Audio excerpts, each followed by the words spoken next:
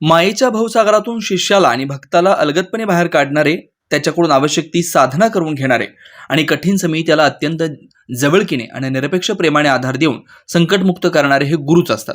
अशा परमपूजनीय गुरुप्रती कृतज्ञता व्यक्त करण्याचा दिवस म्हणजे गुरुपौर्णिमा. प्रस्तुत लेखात आपण गुरुपौर्णिमेचं महत्त्व तसेच हा उत्सव साजरा करण्याची प्रथा आहे. तर अनेक वर्षापासून सुनील नगर येथे वेदमूर्ती प्रदीप स्वामी यांनी ज्योतिष कार्यालय असल्यानं भक्तसाठी गुरुपौर्णिमा निमित्त श्री स्वामी समर्थ महाराज गुरु महास्वामी पूजा करून भक्तांना महाप्रसादाचं वाटप करण्यात येतो.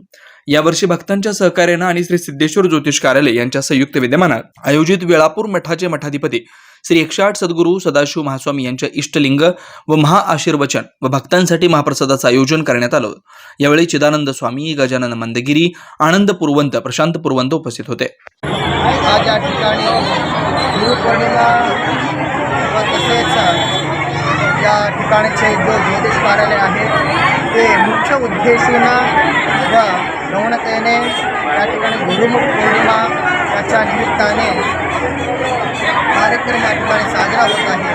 तर आपण सर्वजण अनेक ठिकाणी गुरुपौर्णिमा अत्यंत भक्तिभावाने आचरण करत आलेला आहोत. गुरुपौर्णिमा म्हणजे तर आपण गुरूंचा सेवा जे केलेलं आहोत, गुरूंचे जे आपल्यावर उपकार आहेत ते उपकारांचा आपण विसर न पडता गुरूंचा आभार व्यक्त करण्यासाठी आपण सर्वजण गुरुपौर्णिमा हा एक उत्सव आपण आचरण करतो.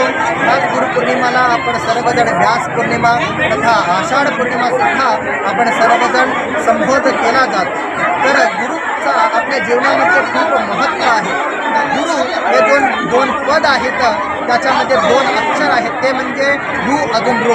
तर सुभाषितकार असे म्हणतात की ऋकार अंधकार स्तो ऋकार स्तेज उच्चते अंधकार निरोध गुरुनित्य.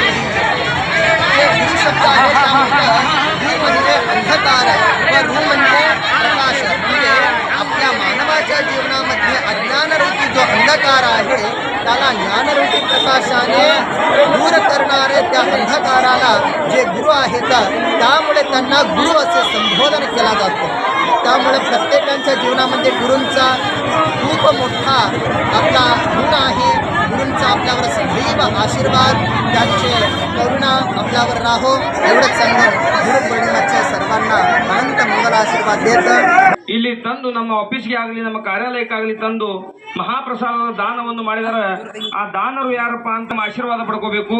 ಮೊಟ್ಟ ಮೊದಲಿಗಾದಂಥ ಈ ಭಾಗದ ಈ ನಗರದ ಮಾಲಕರಾದಂಥ ಮಾಶಾಳಕರ 30 ಕಿಲೋ ಅಕ್ಕಿಯನ್ನು ತಂದು ಸಲ್ಲಿಸಿದ್ದಾರೆ. ಅವರು ಕೂಡ ಬಂದು